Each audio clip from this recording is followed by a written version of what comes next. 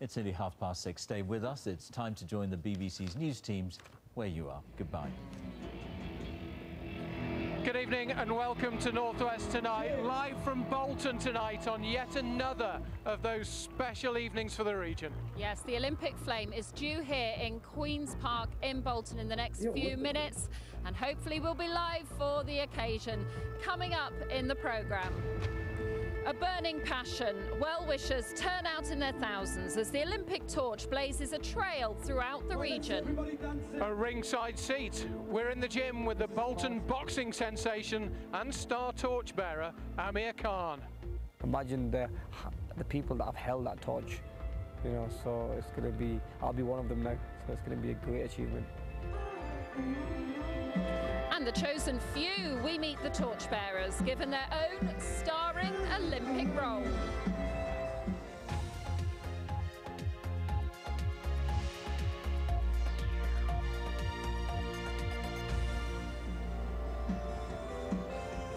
Hello and welcome to the programme. The Queen's Park playing fields here in the middle of Bolton are absolutely jumping. Yeah. The Wombats are on stage. Yeah, Liverpool bands, they're fantastic, aren't they? Absolutely fantastic. The Olympic flame has now well and truly reached the northwest. The relay, which of course heralds the prelude to the Olympic Games, which culminates in the Olympic Stadium at the end of July, has spent the entire day travelling through the region virtually, and it's due to arrive. It's already in the town of Bolton. It's due here for the big party in the next few minutes. Yeah, I mean, it has been pretty wet here today, but the sun did come out earlier, so we're keeping our fingers crossed. But you know what? It really doesn't matter what the weather's like. All these thousands of people have really come out for one thing and one thing only, and that is to see that cauldron on stage lit by the Olympic flame, carried by Amir Khan. Now, as Roger said, we believe that the flame is in Bolton now. So let's cross over now to Naomi Cornwell. Thank you. Remember, live and live. Yes, I'm in Victoria Square in the heart of Bolton. We're on the town hall steps, and as you can see and hear, the party has well and truly started already as the crowds await the arrival of the Olympic flame on its 70-day journey around the country. Thousands of people are here tonight. Just thought up to 5,000 people will be here by the time the torch passes by in the next half hour or so. Join us a little later in the programme. We hope to see its arrival. The number of people on the road is absolutely... Thanks, Naomi. Well, of course, you will remember that the Olympic flame made a spectacular arrival in Chester. We had glorious sunshine then. It then, of course, went on to Wales and through the Midlands, and then it came back to us this morning. Everybody here, as you can see, is really excited about it. It left Stoke-on-Trent this morning. It spent most of the day making its way through Cheshire, all sorts of different towns and villages it's passed through, lots of communities, and Andy Gill has been taking a look at some of the highlights of the route. Well, you should get a good view of the torch from a telescope, but this is the Jodrell Bank telescope in Cheshire. And the man at the top is comedian John Bishop. The whole experience of holding it is fantastic. It's more emotional than you'd imagine. And then obviously getting onto the top and getting soaking wet. So I've now got pneumonia and I'm going to sue the Olympic Committee. There was a rapturous welcome in Knutsford, and then it was carried over the Runcorn Bridge. Just up the road in Warrington, they were already waiting in the rain. So when the torch comes past, what are you going to do? Whistle. Whistle. Give us a demonstration. A samba band kept the crowd entertained. Orford Park is the only Olympic legacy project outside London, a mixture of medical, sports and advice centre. It's only been open 2 weeks, and the footfall is beyond our expectations. And then there it was, the Olympic flame carried by 12-year-old Emily Woodward. That was amazing, it was incredible. That was totally surreal because there were people lying in the street shouting my name and I didn't even know most of them. Very emotional. I'm doing very well not to cry. She knows I'll cry. So. It was worth the wait, worth getting wet. It just made your heart flutter. I don't know, it's just a flame, but it was fantastic. It's a chance for these to see something once in a lifetime. Andy Gill, BBC North West Tonight, Cheshire. Everybody lining the route all through Cheshire. I think we are so jammy. We've got a ringside seat for this concert. Best seat in the house. You'd pay a fortune for this, wouldn't you? Now, we reckon there are something like 12,000 people here today. Diane Oxbury is with some of them. Diane. Well, wherever you are in the Northwest, you can always guarantee you'll find a Diane with something to say. Hello, Diane. Hi. Why did you want to come down here today? Well, you know, we wanted to come and support the local talent here and come and see the flame. And of course, when it was pouring down this morning, did that dampen it at all for you? Yeah, my heart sank really. I thought it's going to be Wellingtons and cagoules, but hopefully, you know, it's come bright and we're dry.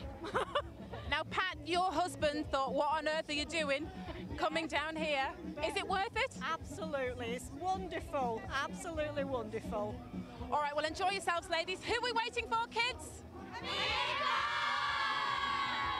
to you, Annabelle. Thanks very much, Diane. Now, there's no doubting, apart from the 12,000 people here, that the star of the show is, of course, Amir Khan. He is Britain's youngest Olympic boxing medalist. Did you know that? Very well done, I did. But very well done nonetheless. Now he'll come in over there with the torch, bring it around the side, up onto the stage to light the cauldron. It's a big day for him. He's had lots of highlights in his career, of course. We wanted to find out what he thought about the honour of bringing the Olympic flame into his hometown. So we sent our own sporting heavyweight, Richard Askham, to see him at his gym.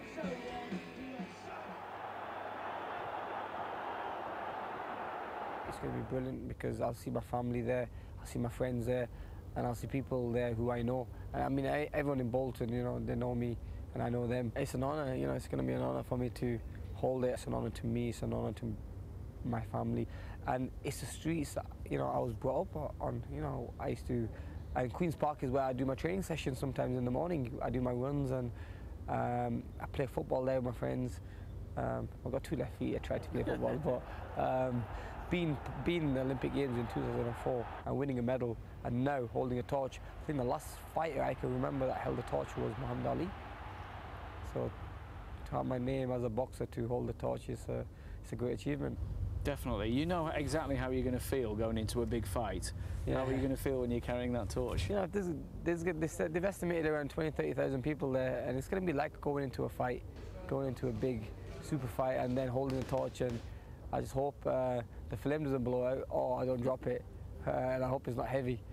But I'll manage, you know, I'll be nervous, don't get me wrong, but I'll be excited at the same time. It's like I said, it's an honour for me to hold the torch, and it's going to imagine the people that have held that torch, you know, so it's going to be, I'll be one of them now, so it's going to be a great achievement. How special are the Olympic Games to you, Amir? Because in many ways they launched your career. Yeah, the Olympics, biggest tournament in the world. I won the World Championships, I won the Europeans, but then when I went to the Olympic Games, I won a silver medal. I was treated like I won the gold medal, and I become a household name overnight. But yeah, I mean, if I can send any message across to any youngster out there, the message is, if you ever get the chance to go to Olympic Games, grab it with both hands. You should go because it's a great platform to have in any sport.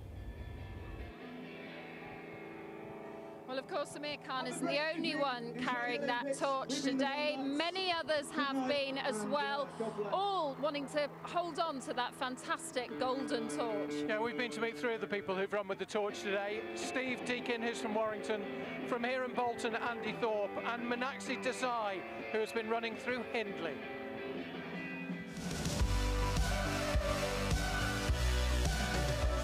I'm Andy, I'm the founder of the Street Soccer Academy, which is a charity that aims to empower vulnerable men across all parts of their life.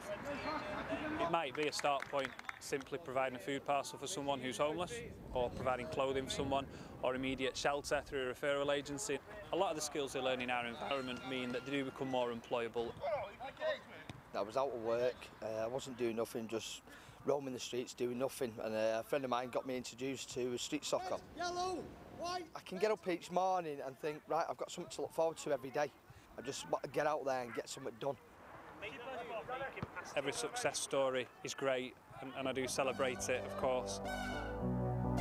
A cervical screening, the smear test, has been a great test, very well organised in this country, which has brought down the death due to cervical cancer. However, when we look to the developing world where this cancer is a killer, that 8 women die with this cancer every hour. No woman should die now the vaccine is here.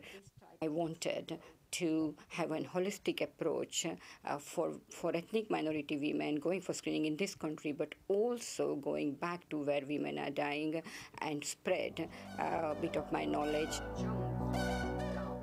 My name's Steve Deacon, born and bred in Warrington. Diagnosed when I was about 6 that I had spina bifida. And then when I got a little bit older, they found out that because of the condition, my kidneys was starting to be affected. And that's when they diagnosed renal failure. It's something at the back of your mind when you've had a transplant that you can be so confident that it's going to last forever. But after losing one around about 1988, 89, no matter what happens now, you wake up and you think, wow, I'm alive again. Competing at the Games in Belfast. I'm going to be holding that torch for every single person in the world that has said yes to life, donating transplants. There's no better gift than the gift of life. God, they're having such a fantastic time here. The Wombats are brilliant. We saw Steve Deacon there in that film, and I think we've got some shots of him now. Steve Deacon carrying the torch proudly through his hometown of Warrington. What a fantastic day that must be for him. Brilliant. Real thrill. A thrill for everybody who's seen the torch today, everybody who will continue to see the torch as it makes its way around the region. We'll be back here in Queen's Park in Bolton a little bit later, but now let's go back to the studio. There is other stuff happening today, of course, and Graham Liver has a roundup of all the day's news for you. Yes, in other news today, the leader of Rochdale Council says young people shouldn't be sent to privately run children's homes in the borough. Rochdale has 41 compared to 2 in some similar sized authorities. Many children come from outside the area. Back to Bolton and Roger and Annabelle. Great. Thanks very much, Graham. Well, I'm going to cross straight back over to Diane now, who's with a very special guest. Diane. Yes, good evening to you once again. Let me introduce you to Paralympic fencing national champion Adrian Derbyshire. Lovely to see you. It's great to be here, it really is. And you, of course, were a very proud torchbearer earlier this week, weren't you? How did that feel for you? Wow, it's actually a surreal moment. I've won gold medals, but this means nothing in comparison to carrying an Olympic torch. Wow, what can you say? It's just surpasses everything they've ever dreamed of. And when anybody sees it, they just rush toward it and want to touch it, don't they? It is, that's right. You know, it's such a beautiful instrument, you know, and everyone can say, oh, they love the design, and it's a beautiful piece of history that I'm very fortunate to carry. In 2008, if I dare say it, you were an ordinary man, and something changed, didn't it, in your life? Tell us your story. Yeah, I went to bed as normal as everyone else does, and I woke up in hospital 3 days later. I had a brain hemorrhage during the evening, and it caused meningitis, and they found an inoperable brain tumour. So that left me in a wheelchair, and I thought, what am I going to do with my life? I came out of the hospital, I had to learn to read and write again, and learn to speak. And now, I'm competing for Great Britain. I've won 2 gold medals, 3 silver, national championship, and carrying the torch. So, wow, you can't write that kind of thing. London 2012 was one of your goals. It's not going to happen this year because of an injury, but you are relentlessly positive about life, aren't you? Oh, you have to be. You really have to be, especially coming through what I have had to ordeal these past 3 to 4 years. But you know, hey, yeah, that's life. And as an elite athlete, you do get injured. It's just unfortunate it is the time of London. But well, it's lovely to see you. It's great to be here. Thank you, Diane. And from a great guy and a great crowd, back to Annabelle. Great, thanks, Di. What an inspirational guy he is. Now, of course, what is all this about? Well, it is, of course, about London 2012, the Olympic Games, and every town and city in this country has a reason to be really proud, and Wigan's reason is the Olympic runner Jenny Meadows. Now, the torch relay passed that way earlier today, and Dave Guest was there to see it all. 70 days.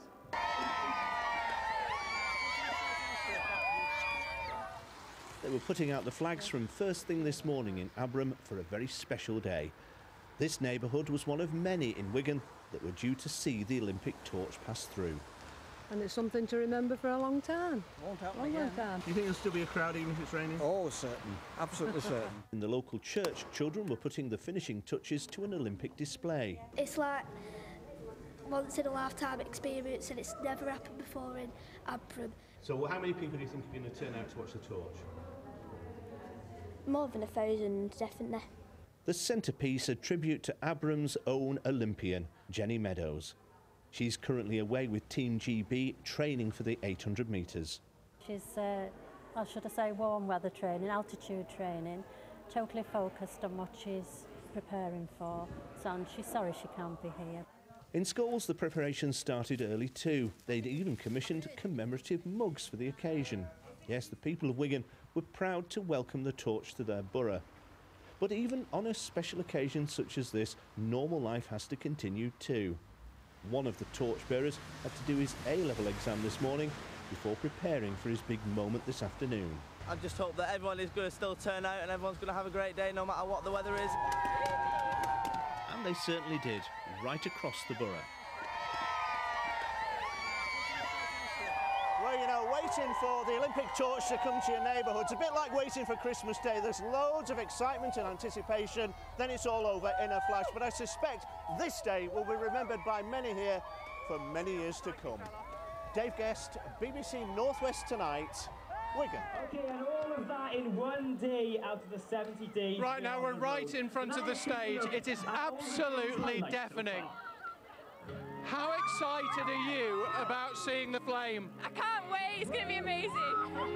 You've done well to get the best position. What time did you get here? We ran about 3-ish. We've been waiting for 2 hours. What? Well, we've been waiting for 1. And how exciting is it for Bolton to have the flame here today? Yeah, it's great for Bolton. Yeah. Fantastic, enjoy it, it's on its way. It's also been to Tatton Park today in Cheshire, as Stuart Flinders reports. The stately homes of England have... It was a reminder of England's great traditions, the stately home, the weather. And it's a reminder of one of the greatest films ever made about the Olympics. That's the one. Mike Dooling was an extra in Chariots of Fire. That's him on the left. 30 years on, we waited for him to carry the Olympic torch through Tatton Park. There was the occasional false alarm. That's not Mike. Do you know what the Olympic Games are? I think they're how you get fit. It's how you get fit? Yeah. No, that's not Mike either. It's the Chancellor of the Exchequer and local MP. You know, Chariots of Fire was, when I was the age of these kids, that was the big movie. And I think for these children, and I've got a 10-year-old and an 8-year-old who are really excited about the Olympics as well, I think they will remember it for the rest of their lives. Ah, now that really is Mike. Chariots of Fire, well, it was such good fun, you know. I mean, the camaraderie was great, and it's really good to be a part of that. Great. You get to keep this? Yes, well, I paid for it. It's £200, and I'm sharing it with a local primary school and then taking it around all the primary schools. We could have done with a Chariot of Fire to keep up with him. We saw the flame. Yeah, we're coming in. That was wonderful singing. It's raining, but he wasn't here very long, though, was he? No, I'm hoping he's going to come back. You're terribly wet. Was it worth it? It's beautiful. Yeah, definitely. It was. Yeah, it's once in a lifetime opportunity. Yeah. Chariots of Fire won an Oscar in 1981. With such enthusiastic support, maybe we'll win prizes in 2012. Stuart Flinders, BBC North West Tonight, Tatton Park. Thanks very much. Now, the weather's not really known what it's doing today. It was pouring with rain earlier, the sun came out, now it's cloudy and cold again, but thankfully we have Diane with us to tell us what the weather's going to be like. Diane. Well, I don't know if the sun dares show its face after the day it's given us today. Let's take a look at our charts, and what you can see is temperatures have really struggled through the day today, only managing to get to 15 Celsius. Remember, this time last week we were in the mid to high 20s. So this day, I have to say, weather-wise at least, has been something of a disappointment. I think over the next couple of days, though, we're going to get used to some fairly cool weather. If we take a look at our weather through this evening and overnight tonight, it's a combination of patchy clouds. Some of that drizzle is still around. It's trailed across the most southern parts of the region all the way through the day, and it will continue to do that for a time tonight. Temperatures in rural areas, I think, down to around 7 or 8. But I do think in towns and cities, we'll still be up in double figures, so we'll probably be talking about 11 to 13 degrees. Now, when you get up first thing tomorrow morning, what you will find is many parts of the region, still really quite grey, still fairly overcast, dull, damp, and for a time a little bit wet. But luckily that weather drops south as the day goes on, and most places will start to look better. So I think from the northeast we'll start to see a brightening. So that will come into parts of Lancashire as you head through the morning, and fingers crossed as you go through the afternoon, most places will start to look at least a little bit better. Now in terms of temperatures, it depends on how much sunshine you get, so we'll go between 14 and 18 degrees. So if you are planning to line the route to watch the torch continue on its relay around the northwest of England, well, you can see what we can see. Predominantly a cloudy day. The temperatures are a little bit depressed, but fingers crossed by the time it arrives in Liverpool at the tail end of the day, the sun should have come out. Should have come out, it's not a guarantee. Now, the forecast as we head through our Jubilee weekend, it is a little bit mixed, and at this point, I have to be honest with you, it is a little bit uncertain. It looks like most of the weekend will be cloudy and it will be fairly cool. Saturday looks like being one of the better days. It looks like from time to time you will see a spell of sunshine coming through, and that should be a dry day, patchy cloud, sunny spells. Sunday, however, we do have a band of rain coming toward us. Now, every time we take a look at this, it either moves a little bit further north or a little bit further south. Its exact track is yet to be decided, but I wouldn't be surprised if the more southern parts of the region did see at least a little bit of rain. But Ina will keep you up to date with the very latest thinking on this in our late bulletin tonight. So your bank holiday weekend is mixed, as has our weather been today.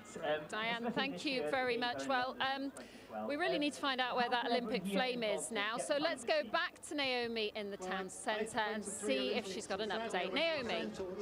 He's discovered the development charity, street soccer. Yeah, we're expecting the torch here in around 2 minutes' time. It's going to emerge around that corner of the town hall. The crowds here are so excited. The tension is palpable. I'm going to step back so that we can see it. When it arrives, you can see everybody waiting patiently. It's going to be carried by Andrew Thorpe, who's a charity worker from Bolton. Everyone very nervous. The children here waiting too. We've got choirs, dancers, all giving us a wave with your flags. And we know that the flame is here in the town centre, just a few streets away at the moment. When it arrives here, it's going to come back up the steps and onto the stage in front of the town hall here, where there will be a change of torchbearer. But for now, we'll hand back to Roger. Not only by the police, but a massive... Naomi, thanks very much indeed. Yeah, well, we're in this awfully long pause while we wait for the torch to arrive. We've actually, as you can see, managed to sneak backstage. Amir Khan's dad is here, Shah Khan. Shah, it's great to see you. You waited to go on the stage, I guess. It's a great day for you, for Amir. Oh, absolutely. You know, I couldn't have been dreamt of for this, you know. I mean, 2004, Amir was in Athens, and just brings all the memories back. I guess for him, having been there and experienced an Olympic Games as an athlete, it must be nice to be experiencing it from the outside now. Yeah, well, absolutely. But, you know, something I'm sure deep down, even he can't believe what's happening today, you know. I mean, it's a massive honour for everybody, for the family, for Amir to do what he's doing today. Fantastic. And just very briefly, the latest on anything, fights coming up in July? Well, Amir leaves on Saturday for Los Angeles, back into the training camp. He's fighting Danny Garcia on July the 14th. So back into the training camp, and everything's going well. Okay, thank you very much, Shah. Enjoy the evening. Back to Naomi. And here it is, coming up the stairs in front of the town hall of Victoria Square in Bolton. Martin Woodruff is carrying it. He's a swimmer from Warrington, a silver medalist in the Mexico City Games in 1968. Really relishing that moment as the crowds of around 5,000 people here in Bolton cheer him on. So many people have been waiting for this moment. People have been waiting for several hours here in the main square in Bolton, and he's really enjoying it. Now he carries on around the corner when he'll be passing on the torch to the next torchbearer, and he'll be heading towards you, Annabelle, in a few minutes. Oh, brilliant. Thank you very much, Naomi. Everybody here is very excited to see it. We've had a magnificent day here. Hope you've enjoyed the programme. Let's leave you now with a montage of today's event. Bye-bye from here in Bolton.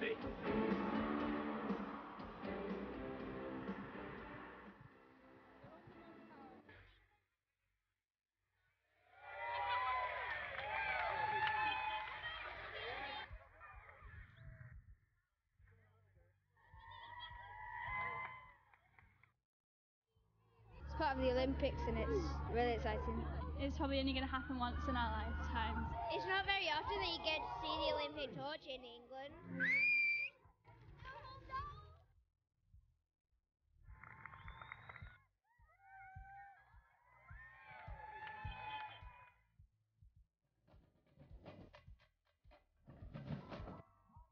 That was totally surreal because there were people lying in the street shouting my name and I didn't even know most of them.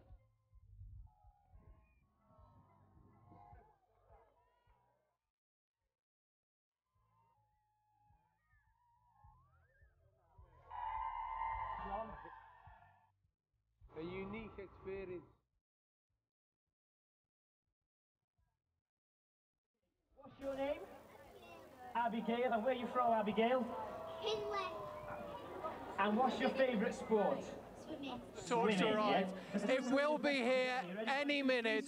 We're all like a coiled spring, so excited, ready to see the arrival of the Olympic torch. It promises to be a night that Bolton will never, ever forget. Live coverage of it on the BBC News channel. Whatever you're doing this evening, thanks for watching. Have a lovely evening. From all of us, good night. Get ready to rock the roof of Buckingham Palace with the Queen's Diamonds.